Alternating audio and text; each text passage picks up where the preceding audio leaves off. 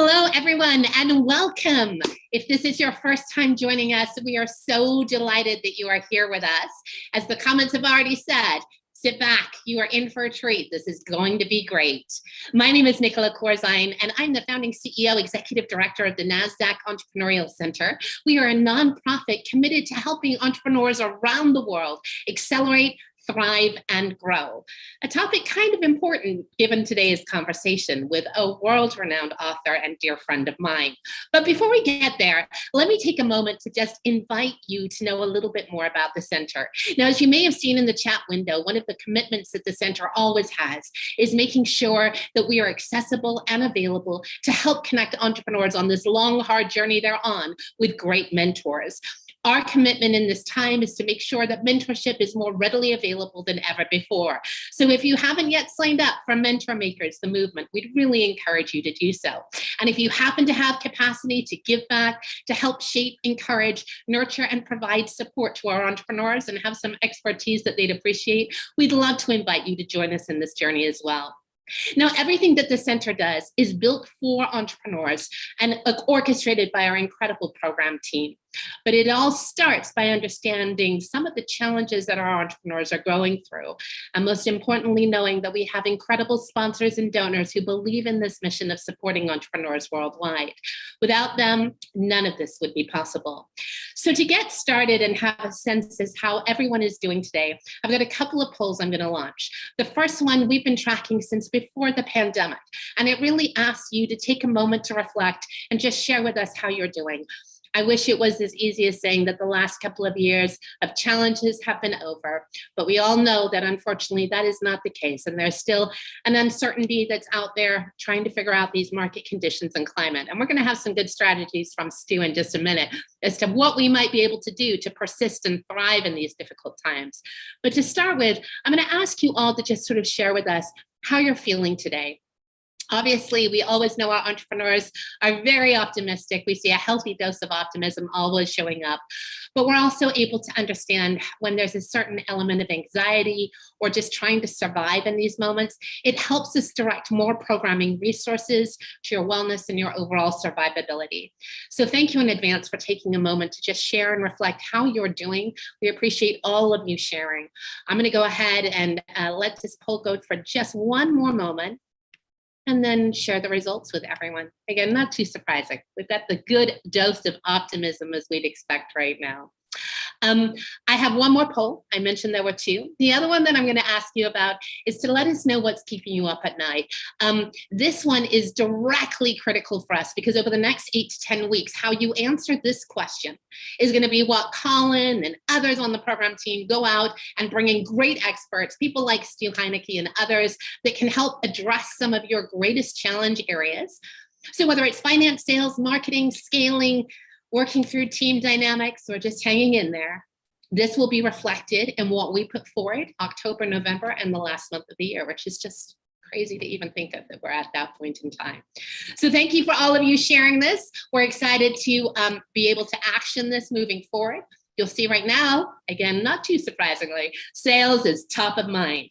And so on that note, without any more delay, I am absolutely thrilled to invite our incredible guest speaker, as I say, longtime, amazing author, well-regarded strategist at large, and dear friend, if you'll indulge me being able to use that term these days, Stu Heinecke. Please welcome him. Stu is going to be providing a little bit more of his background rather than me try to butcher all the accolades and the incredible things that he's done along the way.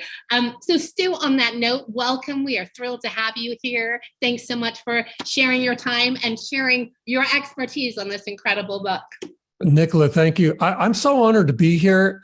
I mean, the circumstances are just outrageous because you were the contributor of the foreword to the book, and I'm just so honored by it. But I'm so glad to join you. Oh, thank you so much. Well, I'm going to get started by sort of a teaser question because your career is truly incredible. It's so impressive. And how you've landed to this topic is very inspiring, to say the least. So tell us a little bit about your own personal journey. What brought you to this moment in time? And most importantly, what brought you to feeling compelled that now is the time to bring this book to life? Yeah, well, I can't even explain my career. It's such a strange one, actually. My education is in marketing, but very early on in my career, I ended up being mentored by several of the world's greatest cartoonists from Playboy. But again, Wilson was just an amazing cartoonist, and Eldon Dedini as well, and then several from the New Yorker, and so I had this dual track of being a cartoonist and a marketer, and it served me really well. It created this incredible unfair advantage for me early on, because I could use cartoons to get through to just about anyone, and that led me to a very successful career creating all kinds of direct marketing campaigns with personalized cartoons as the hook to pull you in, but also just launching that business, that agency that I launched. It came as a result of sending what I called a contact. I didn't know what else to call it, but a contact campaign. So a print of a cartoon by me, actually, I should say, but one of my cartoons about each recipient. I sent it to about 24 people in the publishing industry and the magazine industry, and I got through to all of them. It was 100% response rate. Not only that, they all agreed to meet. Fantastic. That was 100% meeting rate. And then they all became clients. So it was 100% conversion rate. And I just thought, what just happened? It was amazing. And so I got really curious about what everyone else was doing. How are people getting meetings with their most important prospects and contacts? And I was sending cartoons out to presidents and prime ministers and celebrities and top decision makers everywhere, and I was breaking through.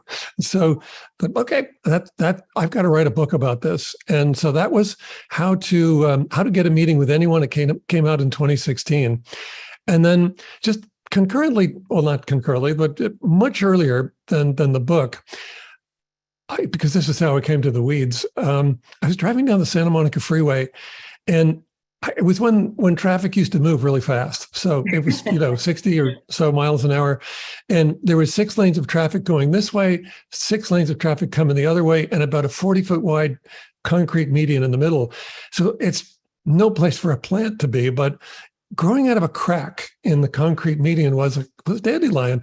And we see this, that's it's such a common sight, actually, but that one got to me, and I just thought, well, first of all, I'm just noticing it's kind of bouncing around in the smoggy turbulence as we drove by, and it had those happy yellow flowers and those seed pods that were just blowing seeds everywhere. And I just thought, well, that's amazing. Look what it's doing. It just found its way into a crack in the concrete. I don't even know how it gets water. I don't know how it makes it work, but there it is making it work.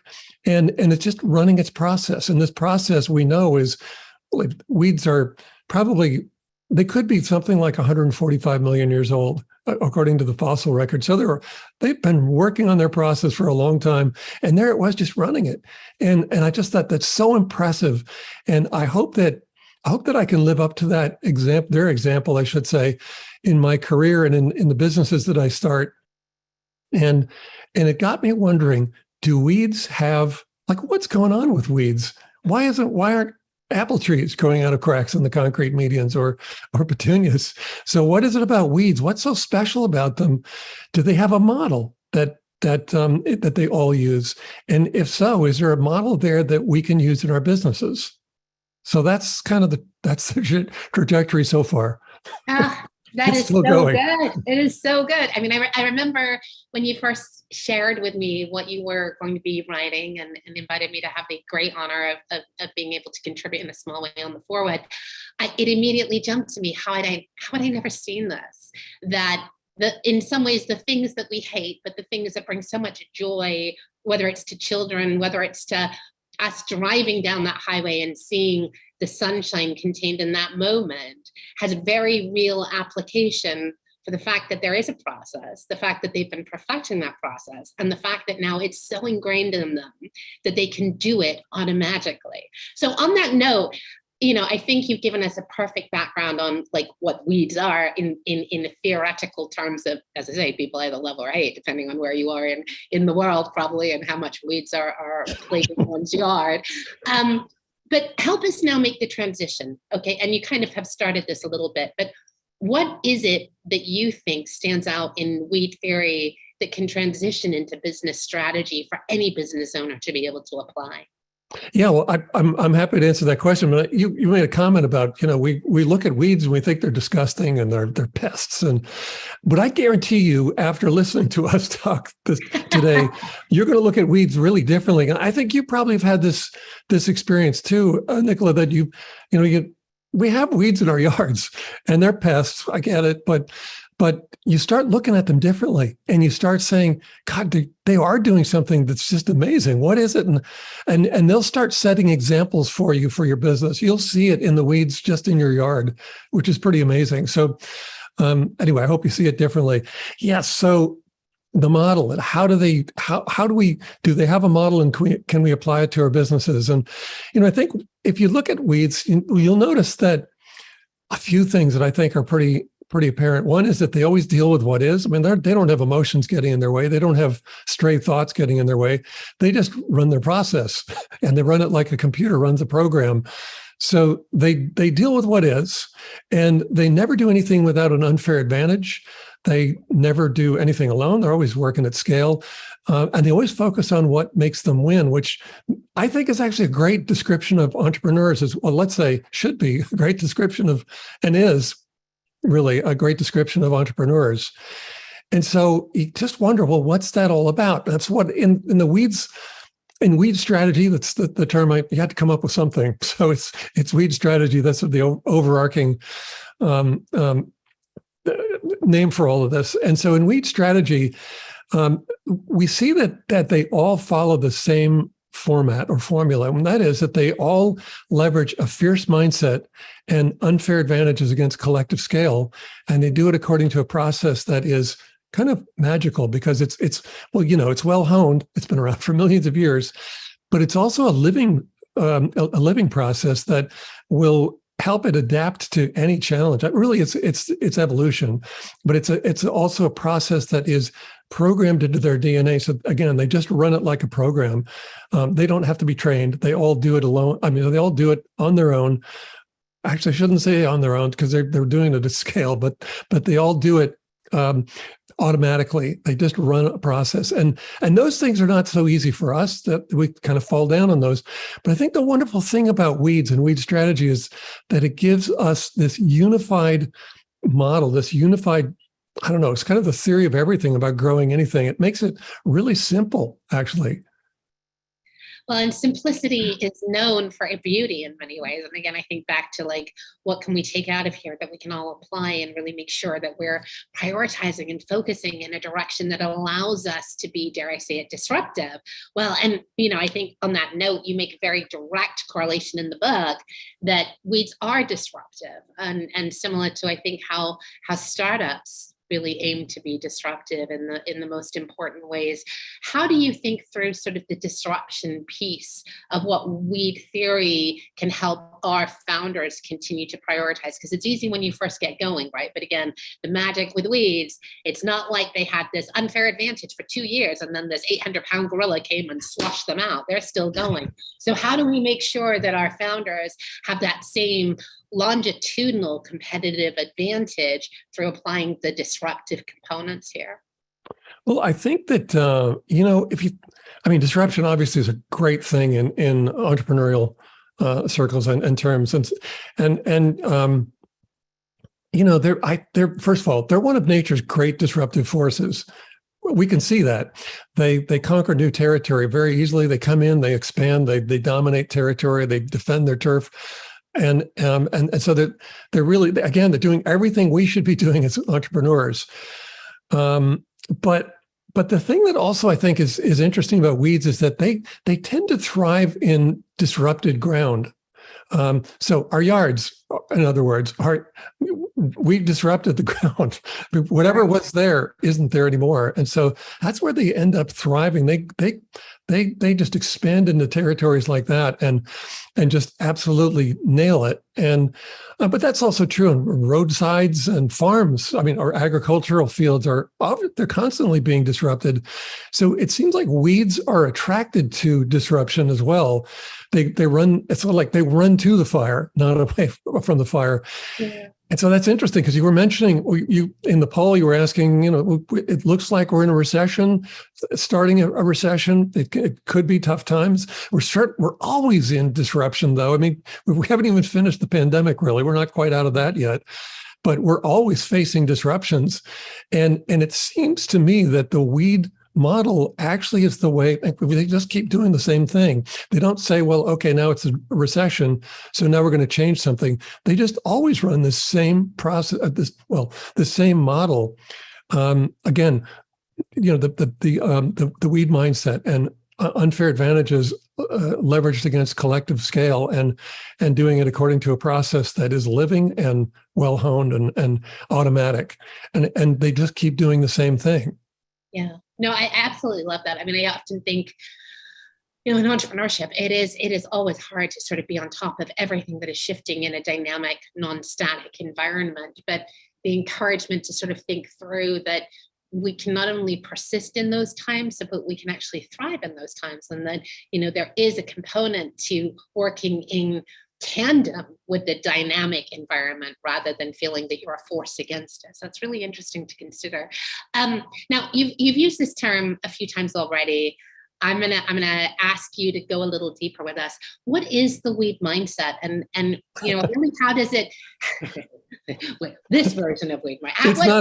What is the weed mindset, and how does it affect sort of business culture? Because again, we started out talking about the lack of emotion in many ways that drive weeds forward. So how do we think about mindset in that context and the pervasiveness of the weed mindset here?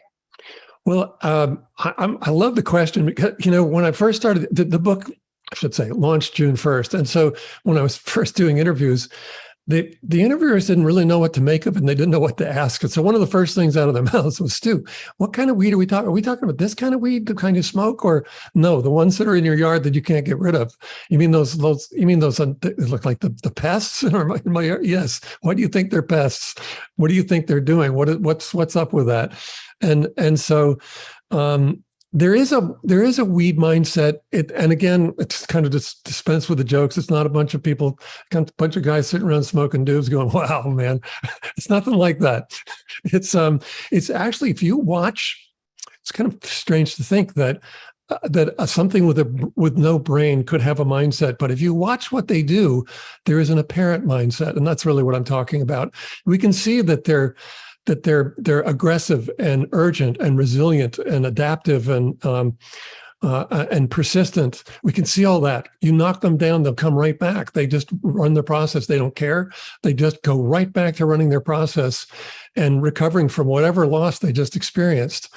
And I would say they're even optimistic, which is, they don't have emotions, but they certainly act, let's say, in a way that there's no effect of, let's say, being depressed about whatever's going on.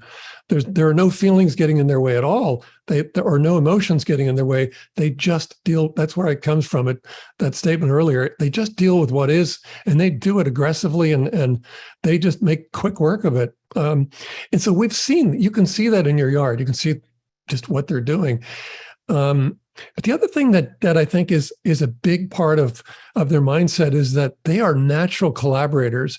If you see let's say a dandelion, if you spot a dandelion in your yard, you might think, oh, well, that's not good. But if you think that's the only one, look up, because they never show up alone. And so, a single dandelion showing up in your lawn wouldn't be a factor. You'd pull it out, you're done. But they are, I mentioned unfair advantages. One of theirs is that they produce up to 15,000 seeds per plant over a 5 to 10 year lifespan. And we know what those seeds look like and do. They float around and they probe every possible opportunity to take root everywhere, anywhere. They're nothing like the pine trees or oak trees nearby.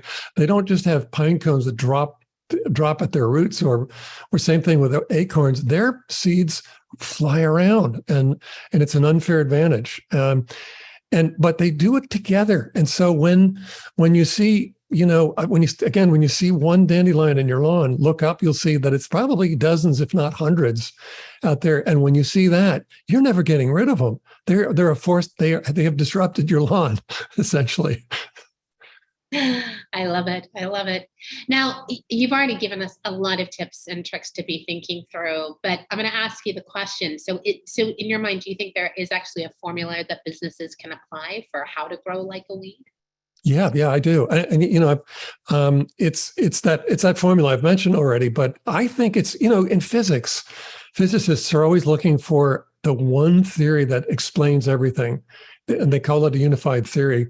They're all looking for a unified theory, and they haven't found it yet. String theory doesn't quite do it, and relativity doesn't quite do it. But weeds have come up with, I think, and I'm just a fan of weeds. I didn't invent them, obviously, so I'm kind of a fan here. And I think that weed strategy is the theory of everything for growing anything, and so. I'm applying it to the book. I'm applying it to my business. I think everyone will start applying it to whatever it is that they want to grow, and certainly that'll be true of startup business, any business actually, but startups for sure. And so yeah, I think it can be applied to any business. And again, that formula is they leverage a fierce mindset and unfair advantages against collective scale, and they do it according to a process that is well honed, but but also a living process that adapts to any challenge. That's it. That's it in a nutshell. There are steps that you can take, quick steps that so the thing is, I've just described 4 amplifiers for your growth. You shouldn't ignore any of them. But if you want to take a few quick steps, there are a few. I think alliances make a lot of sense. You should be making alliances everywhere you can. Well, everywhere it makes sense, but certainly spread your footprint. I'm mixing metaphors, but spread your spread your seeds or something. Yeah. Using alliances, and then also focus on what those unfair advantages are for your business, because if you don't have unfair advantages, you kind of have no business being in business. Or you're waiting for somebody else, some other way, to be able to come and take over that territory, because they will. So, and P.S. for everyone listening and joining us today, we want to make this as dynamic and engaging for you as well. So please, if you've got questions, start throwing them into that Q&A function that you're going to see at the bottom of your right-hand screen, and we will get to just as many as we possibly can. I could talk to Stu all day on all kinds of relative information from the book, but we want to make this dynamic for you too. Now, you've given us one of those great hacks on like the alliances. What are some of the other sort of practical tips that you think people could start walking away with on how to really develop their weed strategy? Obviously, they're all going to go out and buy the book. I promise you that. But while we have you here today, what are some of the other ones that really jumped out to you and became sort of favorites that you think of fondly now in the application of weed theory? Well, I can apply it. I've been applying it to my own business. The thing is, I wrote the book, then I went through it and I edited it, and now I'm reading it, and I'm just saying, oh my God, I've been making so many mistakes in my own business. I've done great in my business, but I've been making so many mistakes. And one of those is that, we're taught to, or we're raised to be self-sufficient. I don't know if that makes sense or not, but I'll illustrate it a little bit. I think we've all had the experience of playing musical chairs when we were little kids, and first time you kind of run around the table and it's fun and funny, everyone's laughing. And then the music stops and wow, wait a minute, I don't have a chair, and from that point on, you say, I'm going to have a chair, damn it. I'm going to do it. And so your attitude completely changes. Your focus changes. You're watching every chair and you're waiting for that music to stop. And then you're going to, which chair you're after. And that's self-sufficiency. And then we're told, go to school, get good grades, get into a great college, get good grades, get a great job. But you can't scale jobs. You can't have 1,000 jobs. So I think that one-to-one leverage is ingrained in us, and it's hard to see it, and it's hard to root it out. And I think probably the most self-sufficient people on the planet probably are entrepreneurs. We all are. I don't know whether I put myself in there or not, but every entrepreneur has a vision. They're bringing it to the world. It's a vision that doesn't exist yet, of something that perhaps doesn't exist yet. and it takes sheer determination to make it happen. So the thing is, though, if you're an entrepreneur and you are self-sufficient and you feel like, because I feel this way. I feel like I can teach myself to do just about anything. And that's not all. It's fun. It's great. I love doing it. But, it also causes you to get in the way. And so, for example, if you are in the stream of your deliverables, you're probably the thing that is preventing you from the factor that's preventing you from growth. Now, I know that a lot of the people in your audience are not solopreneurs. They're entrepreneurs, they're startup entrepreneurs, and they're using funding to create collective scale. Really, I mean, I know that's where I think that's where their focus is. I would expect it. But I'll just say that in my own business, I've been running an agency, and my agency I forgot to mention in my career arc, I'm also one of the Wall Street Journal cartoonists. And so I've been using cartoons, though, my whole career in marketing, because they're just a great unfair advantage. Those unfair advantages show up everywhere. This unfair advantage is that cartoons are almost always the best read and remembered parts of magazines and newspapers, according to their readership surveys. So I knew that it would also happen if I sent it in the mail or through FedEx. If you send someone a cartoon, especially if it's about them and it's on target and it's funny, then they're going to cherish it, and they're going to be saying, "Who is this? Who sent this?"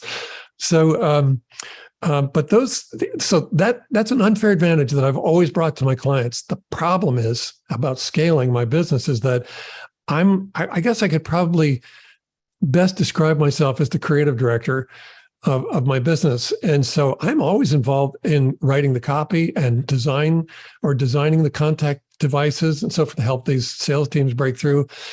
I'm the bottleneck, and I need to get out of the way. I need to productize, and and I realized very quickly that I need to create alliances with all of these top sales thought leaders that are my friends now. I mean, I've interviewed them. I know them. We help each other out. Sometimes we speak together.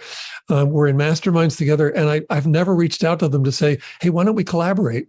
And that really has been changing my business a lot. That, and then productizing what I've been creating all the time, but productizing them and moving that onto channels, sales channels that are much bigger, platforms that are much bigger than anything I could produce. So those things have to happen if you're going to grow your business. And even when you're a startup, you still need to you should be finding alliances that can open all kinds of vast new channels to you that'll just speed up the process of growth. Does that make sense? I don't know if it's so good. And in my mind, I'm seeing that dandelion again with those 15,000 plus seeds, right? Like that's exactly what we're talking about, the magnifier effect that makes it so that one isn't the bottleneck. I fully empathize and recognize the challenge of wanting to do it or feeling like you have to do it. Sometimes the best thing we can do is not do it, but instead actually go seek out others who have done it before us and really leverage their expertise to expand, our capacity and our opportunity stack as a result. That's so good. And again, it's like one of those, well, yeah, of course. But you sit back and you go, well, wait a minute, am I actually applying it, right? And I'm sure that there is a lot of that as you've gone through, the development and the evaluation of leads and what they are doing, that honest, really authentic process that they run, that are a lot of those aha moments that are drawn into like, well, I should have sort of already been thinking that through, which is really neat to hear too. Yeah, I think so too. And also, I would say that, I read a lot of the business press. And so, I see a lot of headlines. It's probably clickbait. I guess that's probably all it is. But I see a lot of headlines that say things like the one thing that Elon Musk did that is pure genius. And I'm writing way too long of a headline, but they're saying the one thing that Elon Musk says you got to do to grow your business, or the three things that Warren Buffett has done to grow his business, or the two things, three things, five things, whatever. The problem with all of that is that it doesn't fit into, or it's not presented as a unified model. And I think that's a real problem. You can't just keep going. You can't respond to an ongoing running list of things that you have to do that are critical for you to do right away. It has to fit within a framework. And that's, I think, one of the great gifts that weeds and weed strategy gives us is that it's a really simple framework to say, okay, I see where everything fits now.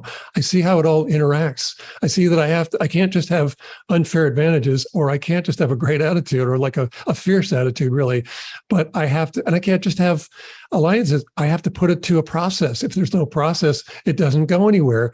So all of this, it's just those four elements of mindset or fierce mindset, really, but fierce mindset and unfair advantages and collective scale and process, that if we run this together the way the weeds tell us to, we will thrive.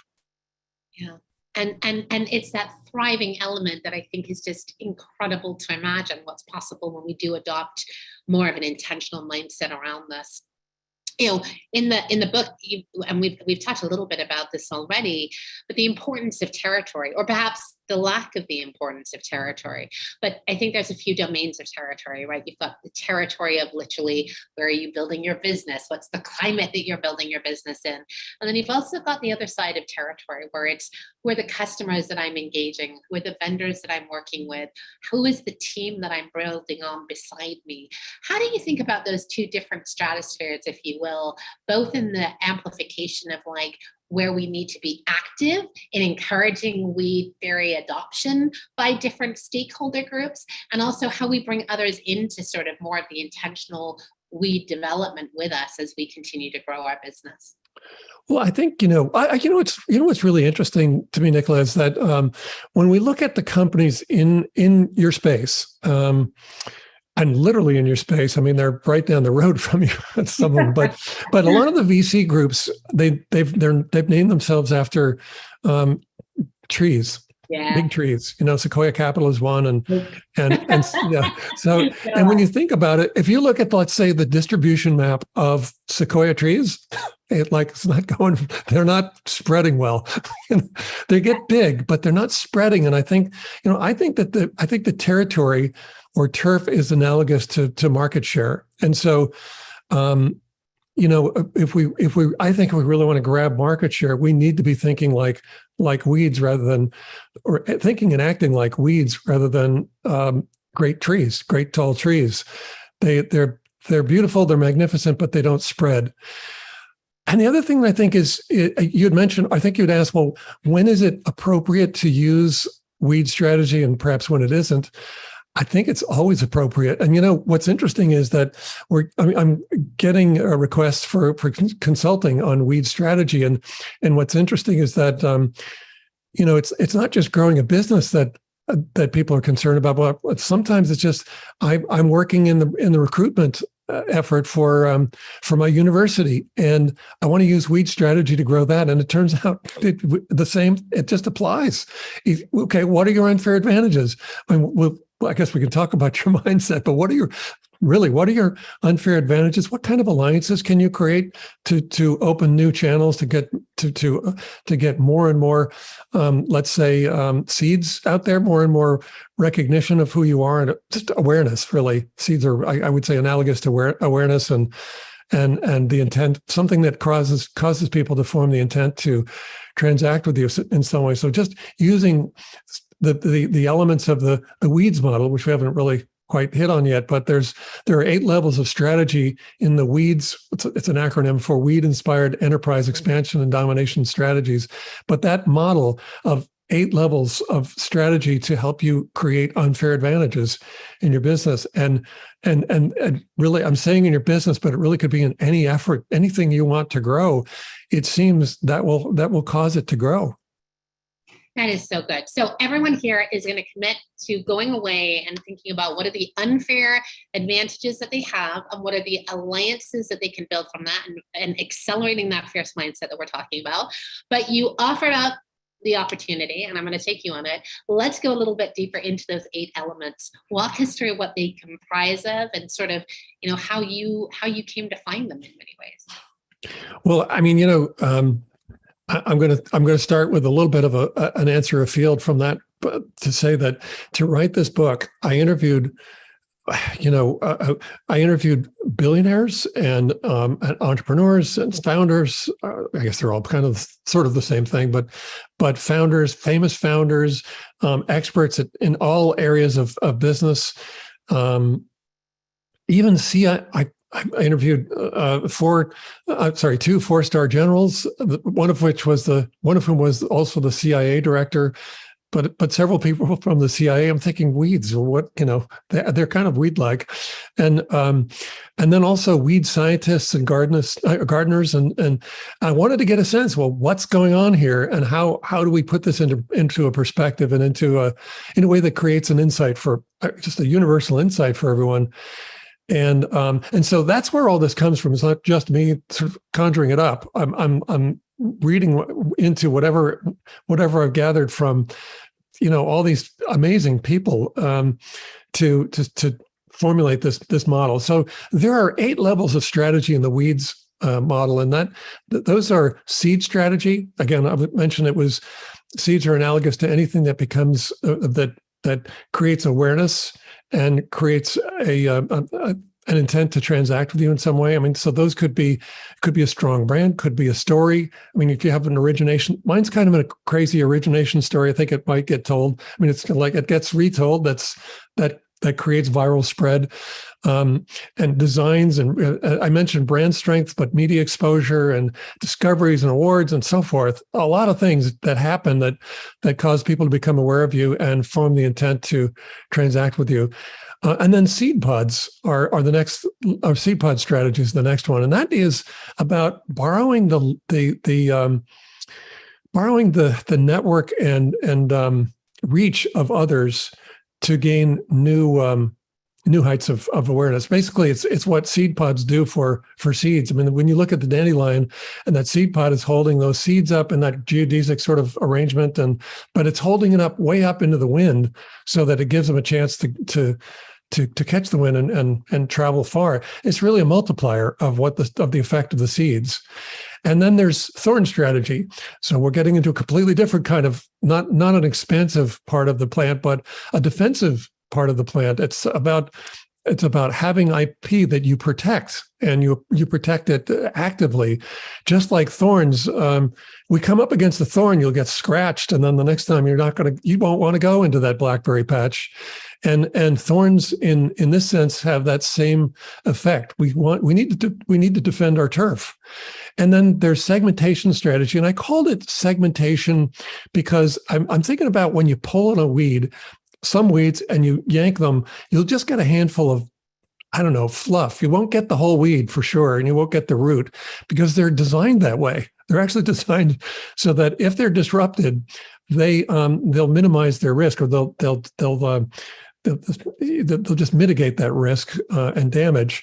So for us as entrepreneurs, segmentation strategy is about creating, creating hedges against disruption. We want to be able to meet disruption head on with a very adaptive set of solutions. You mentioned in your poll one of the answers was pivot, and pivot that's what this is about. It's about pivoting when we either pivoting or preparing for the inevitable disruptions that we go through. And then there's Rosette strategy, and a rosette is that fan of leaves. Dandelions again. If you think about that radial fan of leaves that lays down against the ground, and if they get big enough, they get really thick and they smother out anything else within, like, say, a 10-inch diameter from the plant. Well, basically, they're preventing. They're taking up all the oxygen, not all the oxygen, I should say, but the sunshine and rain, and they prevent anything from competing around it. And in the model, I'm saying this is to remind us we need to actively cultivate new unfair advantages all the time. Can't just rest on the ones that you have. If you have any now, you've got to keep building new ones. So that's what that's about. And then vine strategy. Vines are these, we know what they are, but they climb whatever's nearby, the trees and any structures, but they'll climb up and they'll gain dominant access to sunshine that way. And sunshine it's like sails. It's fuel. It's what fuels growth. And they end up getting, I mean, even though they haven't built the infrastructure, because they're just sort of tubes with leaves, they haven't built, the branches and the trunks and so forth of trees, but they gain the position of a tree because they just climb up to the top. And so that is analogous to us creating or really borrowing the infrastructure of others to gain dominant access to the kinds of things that we need to grow our businesses. So really, it's about alliances and partnerships. And then root strategy, we're almost down. This is number 7. The root strategy is, in plants, the roots are, if it's a perennial, if it sticks around longer than a year, that's the seat of the life force of the plant. And for us, it's how we curate and maximize the assets of the business. How do we maximize the effect of those? How do we preserve them? How do we conserve them when we need to, when times get tough? Just all about conserving the life force of the business and consolidating it and curating it to maximize it. And then finally, soil strategy. Even those weeds, no plants can. Well, no, actually, that's not. I was about to say they can't control the soil conditions. Actually, some do. They put out toxins that'll keep others out. So that happens. But when a dandelion lands in the crack in the concrete, or wherever it lands, it can't change the conditions of the soil. But we can. That is the substrate that we intend to grow our business in. We can affect it a lot with I don't know. I think probably, well, I would say internal and external culture. And we can, I think the best businesses are the ones that turn into movements. That's part of soil strategy. So that's the whole model. That's the whole model for creating unfair advantages. There's so much gold in there. It really is remarkable to think through. I want to stay on the last one just for a second though, because I think a lot of entrepreneurs worry, can they own their space? Can they scale? Can they have this fierce advantage in the world and still create the impact that they wanted to when they first started their businesses? How do you help founders, entrepreneurs, big companies think through that very hard question of, am I jeopardizing scale when I prioritize and hold on tightly to impact? I think they should. Well, if it's looking like one is, if it's looking like they're mutually exclusive, then rethink it, because they should fit together perfectly. And when you see, I don't know why, but Charity Water is coming to mind, and they're not really. They're a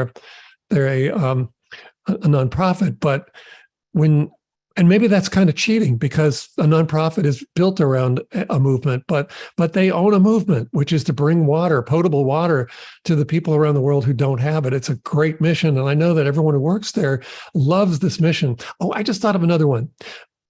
I'm not an employee of anywhere except my own business, but if I were, I think the company I would love to work for, if I was working for someone, would be SpaceX. I think SpaceX is just unbelievable. And you see this, Elon he's kind of a total weed, and you watch his process, let's say for development.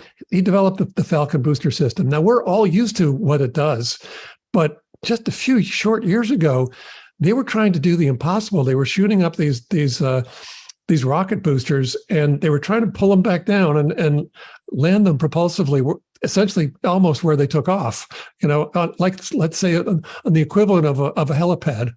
And it sounded crazy, and he kept trying and think, maybe he'll do it.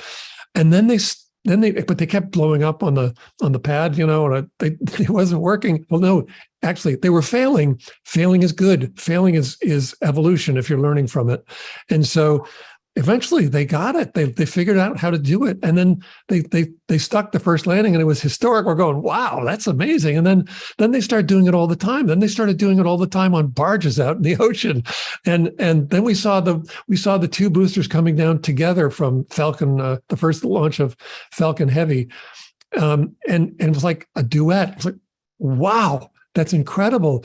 Well, that's really weed-like persistence and determination, and just that process of failing and trying and failing, and then succeeding, and then you end up with doing something that no one else can do. I mean, I know Jeff Bezos and Blue Origin are also landing propulsively, but they're just kind of popping people up. It's kind of like a tourist ride so far. Elon's doing it for real. He's putting things into orbit, resupply missions to the ISS and so forth. He's doing it for real. And then these boosters come down now routinely and land propulsively. And he's been reusing them as much as, 11 times. And now he's going to do the same thing with Starship. And Starship might bring humanity to Mars. It might make us multiplanetary. I would say there's a huge movement, internal movement going on, and external movement going on with that company. So I don't see that they are incompatible. I think maybe I'm not sure why they would be incompatible, but if they are, then I would do some adjustment on that. I love that. I think, again, it goes back into sort of thinking through the importance of mindset and realizing that we move in tandem with environment, with priorities, with goals, with objectives, and with what drives us forward, just like weeds do. Yeah. Now, we were able to capture a lot of questions ahead of time. Thank you to all of you who took time to fill that out as you registered for this incredible event with Stu. And I want to try to include some of those because there's some really, really good tactical ones that I think everyone can walk away with as we transition a little bit to Q&A. This is still an opportunity. If you've got questions, now's a great time to drop them into that Q&A function. The first one that came in is really taking moment to pause and reflect that this is a difficult time. And I think the last couple of years have been a difficult climate, as everyone would agree.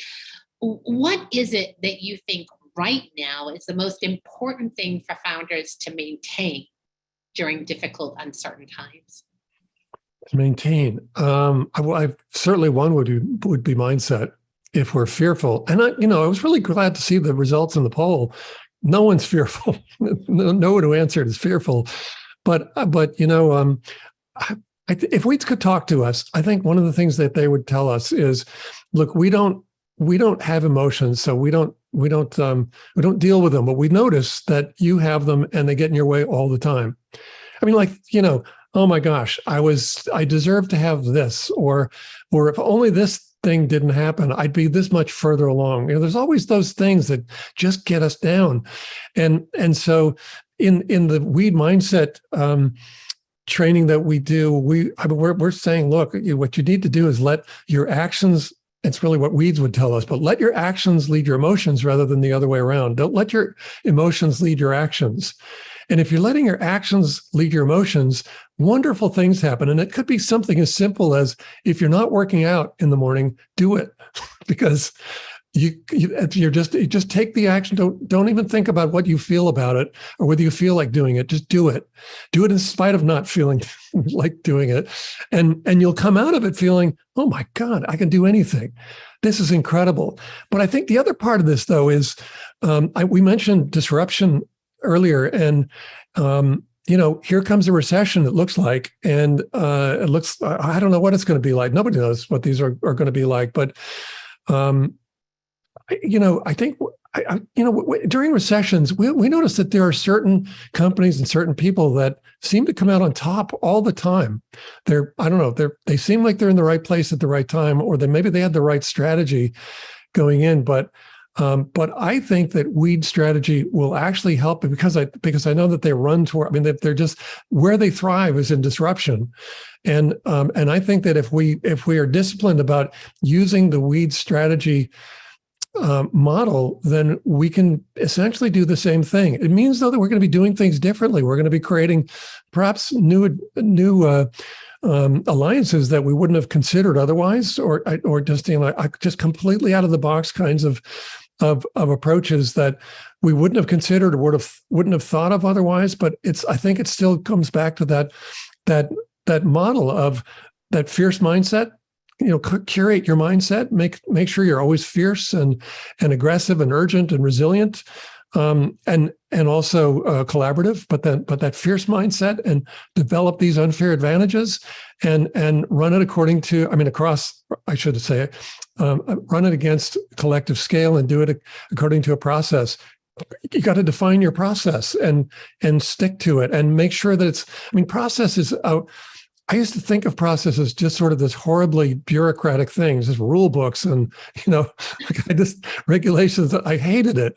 But when I wrote the book, I realized, no, that's not at all what process is.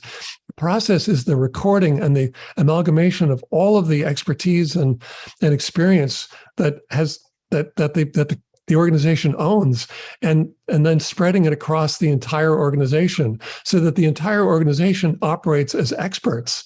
And that's incredible. So I think it's just being disciplined with, for my part, it's being disciplined with using using weed strategy, using the weeds model.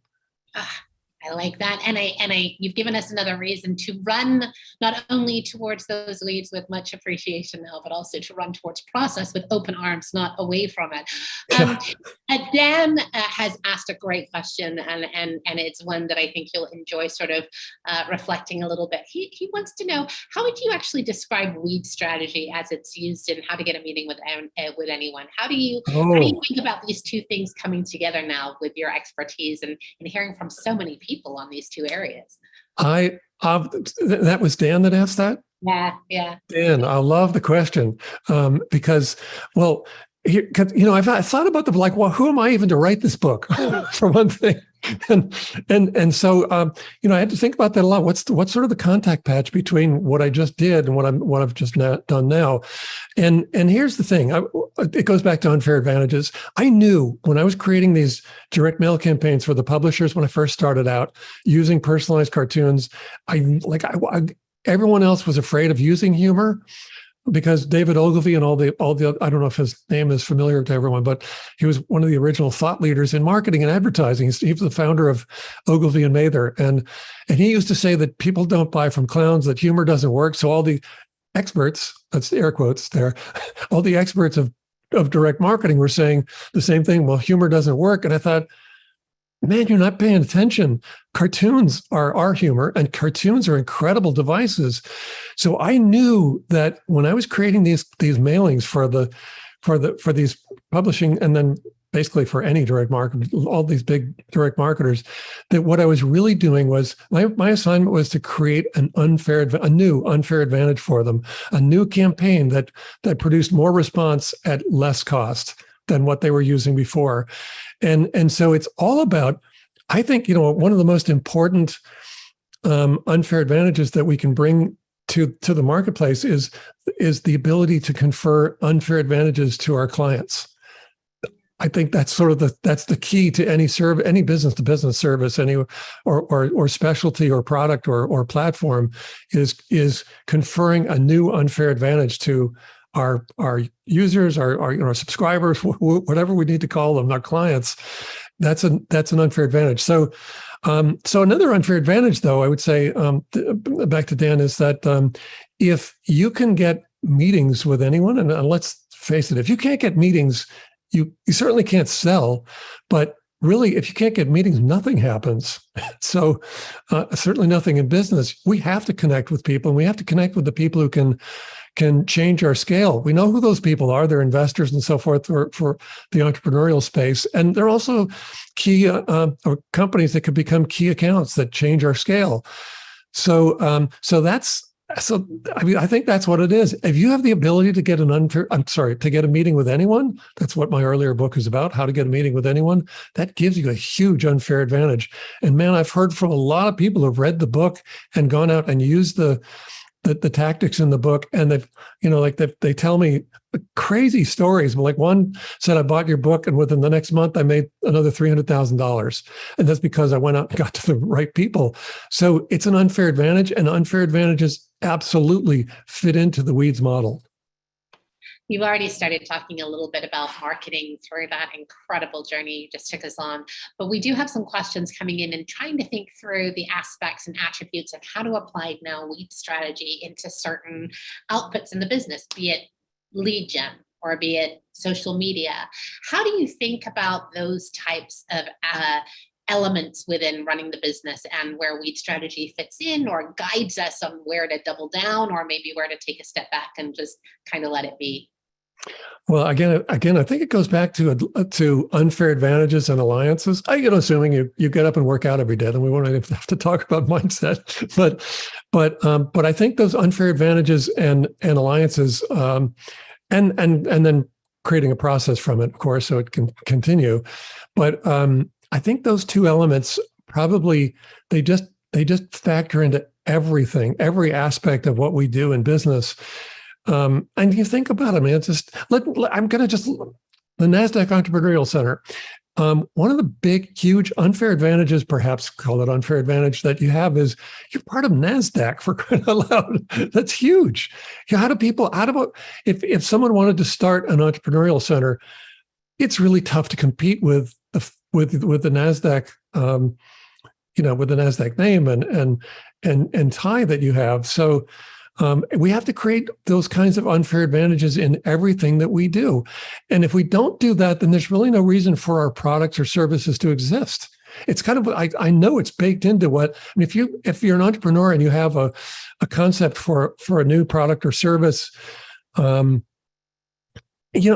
sure if you think about it, you've already built a lot of unfair advantages into it, or it wouldn't exist. There wouldn't be a reason for it to exist, and you wouldn't be as excited about it as you are. So I don't know. Does that make sense? I don't know if I quite finished or fully answered the question, but yeah, no. I thank you first and foremost, and I couldn't agree more. Like having the halo effect of like an alliance really makes a huge difference. It was one of the critical reasons that I felt the center was able to expand and grow as it has done over the years. And I think every opportunity stands in front of every founder to think in that same way. What are the alliances that I can have at any level, whether it's in the way that I connect with my customers online, whether it's in the way that I work through vendor dynamics, whether it's in the way that I have a channel strategy that shows up and gives me that fierce, unfair competitive advantage, which I love. I don't know if we can, we really can't say much, but you and I, we're forming a new alliance together. Speaking of alliance. And then we can't say anything more. Yeah, no, but on that note, I think it's important to realize that, the art of theory is best done in practice. And so again, I'm going to encourage absolutely everyone here today, as we've been seeing in the chat comments that have been blowing up, please take these insights, these incredible opportunities that Stu has shared with us today. Go get the book first and foremost, and then work through it with others. Find your fellow weeds out there and go own your space. Go be disruptive in the ways that you need to do now more than perhaps ever before, and hold one another up and encourage one another as you go through this. Stu, this has been just an absolute gift. Before I let you go, we always end every one of these sessions, not only with our gratitude and our thanks, as you're hearing from the chat too, but what's the one thing that you want to make sure every single person walks away with today about weed strategy, or just in general to take and hold forward? I'm going to give you two. One, I need to stand up and say, you need to be your own chief weed officer. Had to show. But really, it's that there's a model, a simple model that you can apply to your business, and we can see the evidence of it working. We're not millions of years old, but we can see evidence of it working over a millennia, certainly, that what the weeds have to share with us is incredibly valuable. And the next time you see weeds in your yard, I hope you'll look at them. You'll still have to yank them, but I hope you'll look at them completely differently, because they are offering us a real gift in terms of this unified theory of growing everything and growing anything. What a wonderful way to end this session. Stu, thank you. Again, such a gift, such an honor. This will not be our last time that we talk, obviously, as we've already alluded to, and it would be just an incredible treat to have you back at some stage in the future and sort of share what you're hearing from those that are putting into practice this incredible unified weight strategy we've been talking about today. Now, to everyone joining us, thank you so much for your time, for your attention, for your thoughtfulness, and for the incredible work you're doing out in the world. We've got one ask back to you. We can only get smarter with your feedback. So if you would all be so kind as to take a moment to give us that intelligence from the survey link that you're seeing dropped in the chat and that you'll be getting in follow-up from email today, we'd appreciate it. It'll help us continue to put forward great sessions like this one today with Stu and make sure that we're helping support you in the best of ways as you go forward in the world. Thanks again to our incredible sponsors, our partners, and the team for making this all possible. We couldn't do it without all of you. Take care, and we'll see you all soon. Bye-bye.